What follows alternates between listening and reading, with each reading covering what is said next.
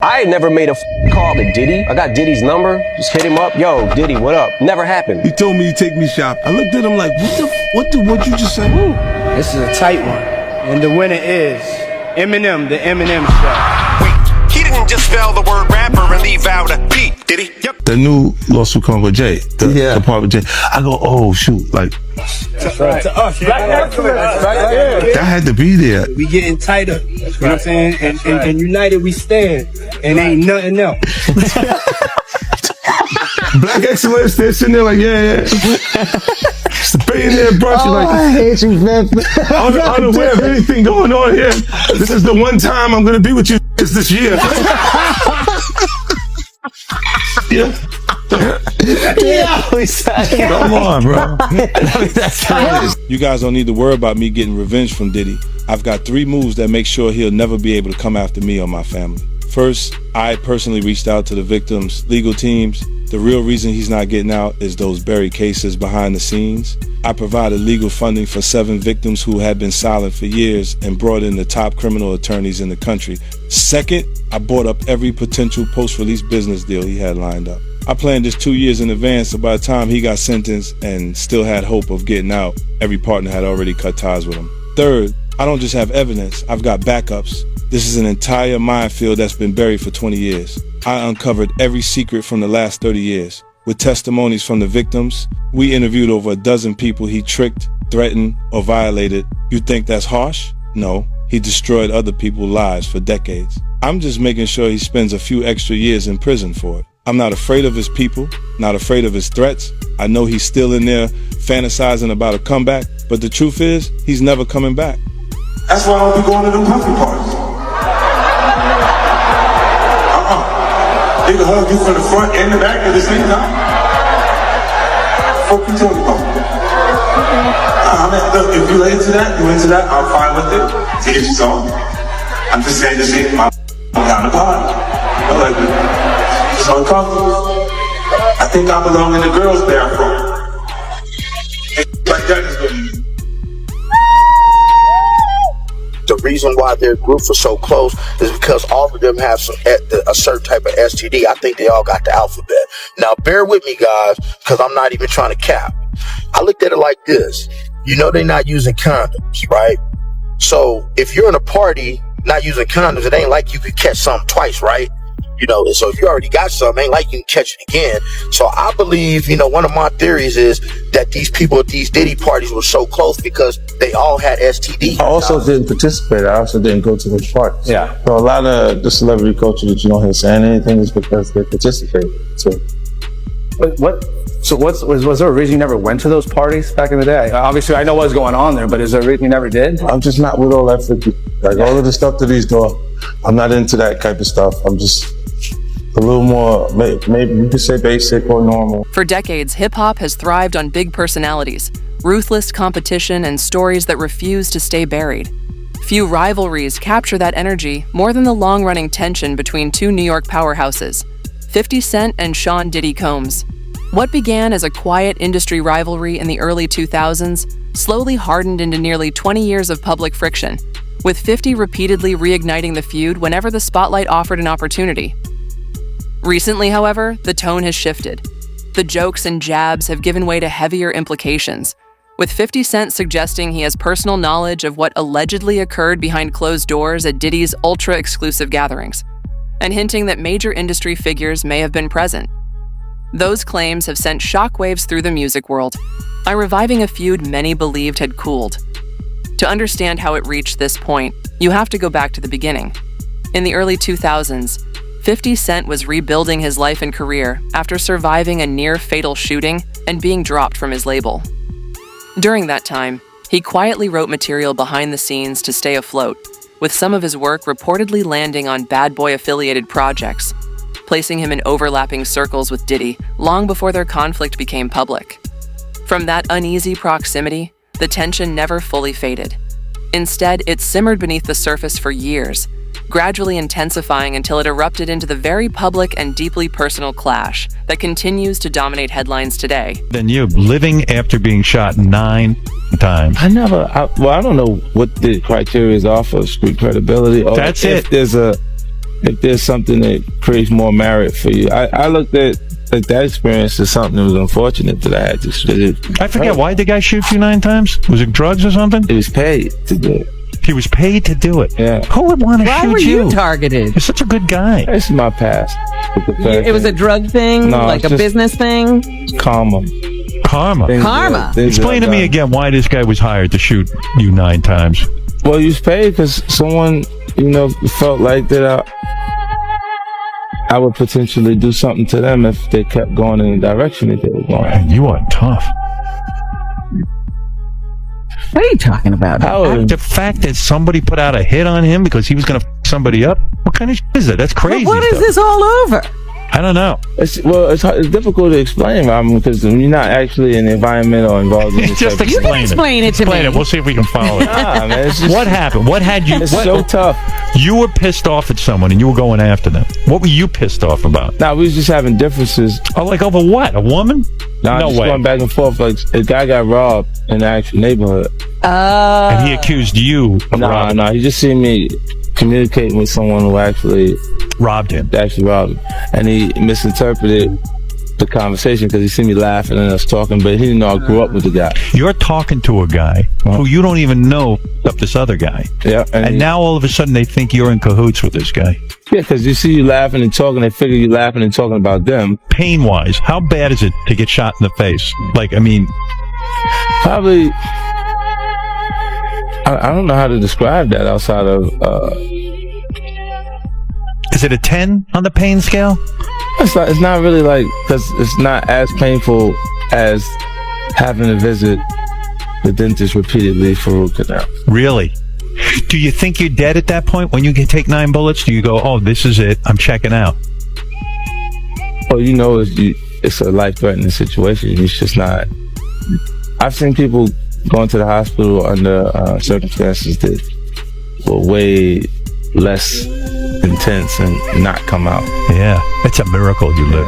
Did you think you were like Jesus had saved you or something? Like, did you have a religious... Where were all these bullets? Yeah, you have those moments where you get a little closer connection to your higher power because you kind of don't have an answer. But where were all these bullets? Because if you're shot 9 times and you live, it probably didn't hit anything important. Meanwhile, how lame is this guy who shot you? Everything's important, Robin. Everything's important. But 50, how lame is this guy? You in one of your unimportant areas, Robin. Yeah, right. What's an unimportant area? You're right. What the? Oh, yeah, he shot you in unimportant areas. I'm talking medically. But it's amazing your face isn't scarred from getting shot in the face, right? I got the little dimple. Oh, is that? By the early 2000s, 50 Cent was breaking into the mainstream as one of hip-hop's most outspoken and uncompromising voices, never hesitant to call out his peers. Near the top of his list was fellow New York mogul Sean Diddy Combs, but this was more than typical rap rivalry or competitive posturing. It was driven by a skepticism 50 never seemed willing to abandon. Rather than letting the tension fade, 50 intensified it. Through interviews, social media, and even his own television platforms, he kept attention centered on Diddy. Some remarks were delivered with humor, but beneath the punchlines was a pointed message. Repeatedly, he questioned Diddy's conduct, challenged his carefully maintained public image, and highlighted what he viewed as a gap between the persona shown to the public and what was happening behind the scenes. And it's like all of Puff's problems are coming from the ministers touching little boys. What you mean? The laws are the way they are because because of the priests. The priests touching little boys. Oh, why are we looking at me, bro? I just go to church. I just go to church. Right? I have nothing to do with this. I'm an alibi. That's why the laws allow you to go that far back. Turn away from you, right? I'm just a Catholic kid. Why? You've been dead. No. What's the body of Christ taste like? It's sacrilegious. You can't do that. He's like, yo, drink my blood. Yo. So it is crazy when after 20 years they come out. That is foul. But with Puffy, you were the only one saying anything for decades. Yeah, because we had our own little thing. But you were the only. Everybody else is scared. Huh? But everybody else is scared. So you think maybe this is a similar thing where everybody else is scared? I don't know what it is. I'm just asking. I think that they're scared. But if they're scared, then that's why I'm saying insinuating Jay-Z a little bit. Yeah. Like you've been saying people gonna come for him a little bit. No, I thought he would do funny, funky stuff like the Super Bowl. Like it was not okay for me to be at the Super Bowl. Oh, he tried to cut that. Yeah, he didn't want me to. Well, they worked to make like there was an issue with me in the NFL that doesn't exist. So he did the corporate way of trying to keep you down. Oh, it's not me, it's them. It's them. And then when M says he's not gonna do it if I'm not there, then let's go. Yeah. That's what's your and Jay's issue? It's just competitive stuff. It's really just competitive. This is what I'm saying. When it gets past actual art, like actual music, and you're trying to block something that's in business, then it feels weird. It feels like we should be having beef. Oh, okay. So that's the behind the scenes thing that we don't see. It's one thing when there's like people talking about each other in music, but there's behind the scenes business deals that a guy is getting involved with on the side, and it's not like you're gonna go public and be like, they tried to stop my vitamin water. This deal, and you go, he said that to you, like. Wow. Like they'll speak to your temperament. Like say, you know, if 50 is a little crazy, he'll say anything. You see what saying anything did to Kanye. So they're he's basically trying to scare people out of doing it. He later announced plans for a full-scale documentary series focused on Sean Diddy Combs and the growing wave of allegations linked to his name, signaling that this was far more than a spontaneous social media jab. According to 50 Cent, the project was a carefully developed, tightly structured production designed to examine what he described as the hidden reality surrounding one of the music industry's most powerful figures. By May, the scope had expanded even further. 50 revealed he had secured a deal with Netflix, positioning the story to move beyond rumors and headlines and reach a global audience through one of the largest streaming platforms in the world. With that level of distribution, the narrative would not simply circulate. It would arrive with significant visibility and impact. Now let's get to a few of this morning's other big headlines. Starting with a bombshell announcement amid the mounting lawsuits against Sean Diddy Combs, Houston rapper 50 Cent announced yesterday that he's the executive producer of a docu-series about the assault and allegations against Combs. The series will also discuss trafficking and racketeering charges Combs is facing. The series is expected to make a premiere on Netflix, but a date has not yet been set. So you have something huge coming up, which is a documentary about P. Diddy, Puff Daddy, P. Diddy. Yeah. Did he do it, right? Yeah. I know you've been heavy on social media talking about it. He did it. And I'm the only one who's been vocal about this long before it actually. Oh, you've been saying this for a long time now. And then no one was, they're just, why is he saying this? And now it's coming out like crazy. I mean, but I also didn't participate. I also didn't go to those parties. Yeah. So a lot of the celebrity culture that you don't hear saying anything is because they participated. So was there a reason you never went to those parties back in the day? Obviously, I know what's going on there, but is there a reason you never did? I'm just not with all that all of the stuff that he's doing.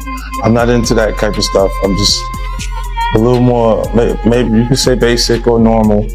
You go to the 90s, and PPD said he paid him to kill Tupac. Yeah. So like, with the craziest accusations, you had TMZ created a docuseries. They went to Tubi, but the series is saying the downfall of Diddy. You're one of the first persons in entertainment that really call out people and kind of have that authority in that to be able to call people out. I mean, which is pretty amazing. You're kind of, in some ways, draining the swamp of Hollywood. I don't have a support system. I don't have a support system of a peer group of artists that I require to do what I'm doing. I've had to be on my own from the beginning. So I don't necessarily have a responsibility to behave a certain way, according to them. And if I didn't have an award-winning director doing it, if I hadn't put the right people in place to produce it properly, I would understand why they would question or doubt anything. Let me ask you this: do you think she knew what he was doing? I believe she knew he was doing the freak-offs, but do I believe she knew he was allocating different monies to different places and which way it was going, which offshore accounts, which Swiss banks accounts, and all that shit was going in? Nah. I think she just was enjoying the fruits of the labor. But why you believe she knew about the freak-offs? Because one of the witnesses said she was there. And do you remember this, bro? Check it out.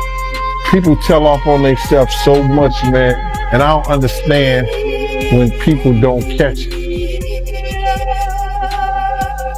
Diddy has said this. He said, when I give a party, I have to have an ambulance outside of the house. Paramedics ready. That people have to take IVs. Remember the time that him and his mama kissed each other on the lips? Yeah, I remember that video. Do you remember that both of them was getting an IV at the same time? Yeah, I did notice that, bro. That's from the Diddy freak off party. And I'm gonna say alleged. So let me ask you this. You knowing her, you knowing her personally. Is she the kind of person that, will be a part of a freak off? I think that she liked to party, and she partied with young people. She's always been like that. But to get back to this lawsuit, right? Lil Rod, he also alleges that, Diddy, he will grope his genitals and he will grope his anus. My man, I didn't understand that one right now because his anus is your asshole. His genitals is his nut. So I guess he had to be naked when Puff was doing that. Where was he at? What was he doing? Because he said that they never had. So if you read it in the thing, they never had. He made claims that they never had. But how would he grope your anus? Your asshole? How would he play with your genitals? Yeah, it don't make sense. I mean, it don't make sense. How you wake up butt the F naked with two other men in the bed with Diddy and nothing happened? I think he was just trying to save face, man. But do you think there's a possibility that he meant that, Diddy will grope his, butt, instead of anus? I mean, cause I'm trying to figure out how does that work? Somebody groping your anus. You gonna say your butt. The lawyer would say, what do you mean? He would say, my butt cheeks. There's a such thing called butt cheeks. Your two cheeks. He said anus. The anus is the asshole. How did he get that far? Lil Rod, you gotta say no to Diddy something. No, that ain't funny, man. But you gotta say no. So from you reading the lawsuit, right, you feel like he had relations with Diddy? When me being a former investigator, I think Lil Rod was trying to save face on certain things, that he had somewhat of a relationship, or he was doing some things with Diddy that he didn't want to really come out in that fashion. Because there's no way that he gonna wake up and his anus is hurting and his genitals is all over the place and he's in the bed after being drunk or drugged and saying nothing happened. And you think that Diddy gonna be in the bed with 3 other men and nothing happened? It doesn't sound logical. If we're reading and believing what he said in those papers. If you woke up in bed and you was drunk or intoxicated on ecstasy, on whatever drugs that they put in there, roofied you or whatever, and you not and you not feeling right, something is wrong. Wouldn't you say? Something is wrong. He didn't say we woke up with all my clothes. He said we woke up butt the F naked. For now the fallout continues to unfold, and 50 Cent maintains that a definitive record exists and will eventually surface. When Diddy's trial concluded, the most serious allegations were not upheld. However, the court did issue a conviction on lesser charges related to unlawful transportation, a ruling that intensified public scrutiny and, for some, reinforced long-standing suspicions. For 50 Cent, the moment marked more than commentary.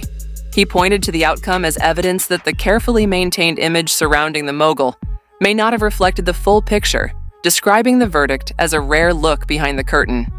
In his view, his years of public criticism were not empty taunts, but signals towards something he believes is real, reframing past jabs as warnings rather than performance. Violation I have experienced during the assault has had lasting effects on my body, causing ongoing health problems and complications.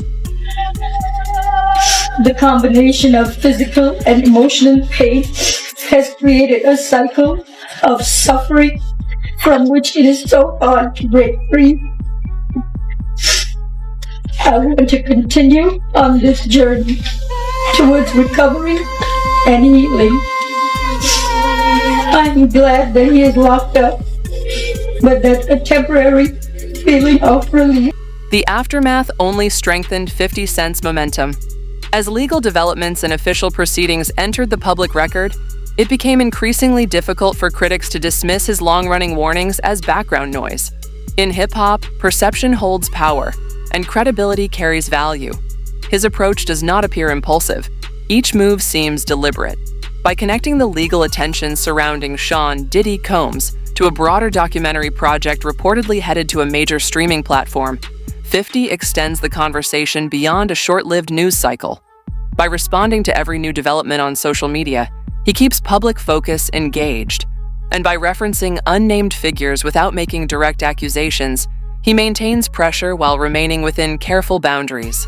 Online, in each post sparks waves of debate and speculation. Within the industry, silence can feel louder than denial, signaling caution, self-preservation, or the burden of reputation still tied to powerful alliances.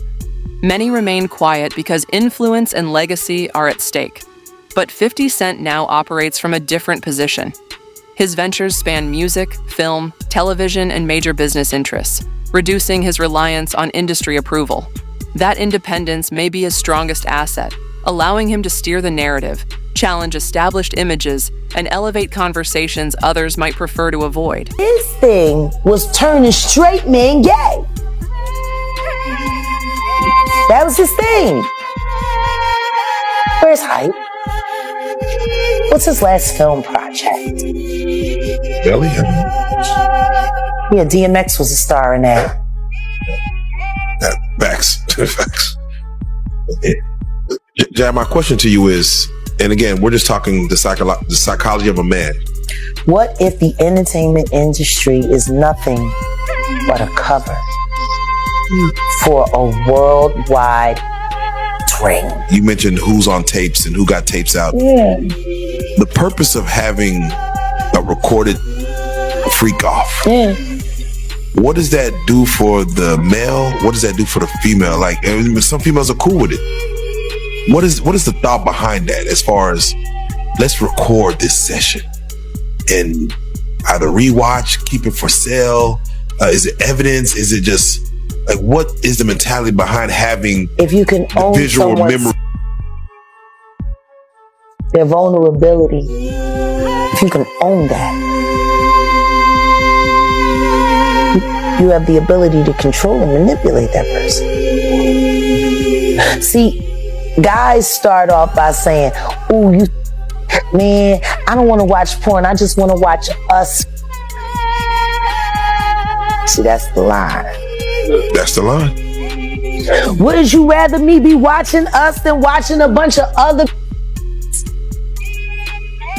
See, the finesse, that fluff. You so. Do you really want me watching anybody else but you? I could look at you all day. Vanity. See, make her feel special. Make her feel like she's the only, ooh, the object. Meanwhile, this is sitting here thinking, so her daddy works at Sony and I need such and such as contract ended.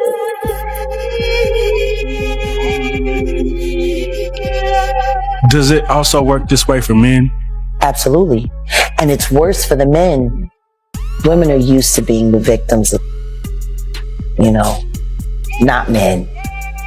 No man walks in thinking that another man is looking at him like a lollipop. Not a straight man. You are only hip to the that you hip to. You know what I mean?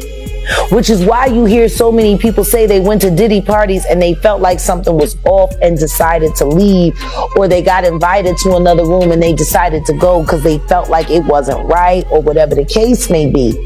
These was literally walking in there not thinking.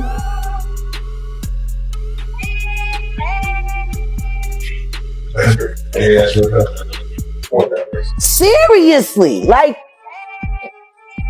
but the thing is, they were still willing to take the chance to go because everybody's been hearing these. For 50 Cent, this has moved well beyond payback or spectacle. In his framing, it centers on accountability and consequences. He has made clear that he believes Sean Diddy Combs should answer for his actions, and he appears intent on maintaining steady pressure from every available direction. That strategy extends beyond brief social media exchanges. It involves leveraging major public platforms, developing long-form narratives through documentary projects, and signaling that broader details may surface as events continue to unfold, all while remaining within legal and public limits. The tone is deliberate and consistent. This is not presented as attention-seeking noise. It is positioned as an ongoing effort to keep focus fixed, to ensure the questions remain visible, and to prevent the issue of accountability from fading quietly into the background. Nothing Puffy did.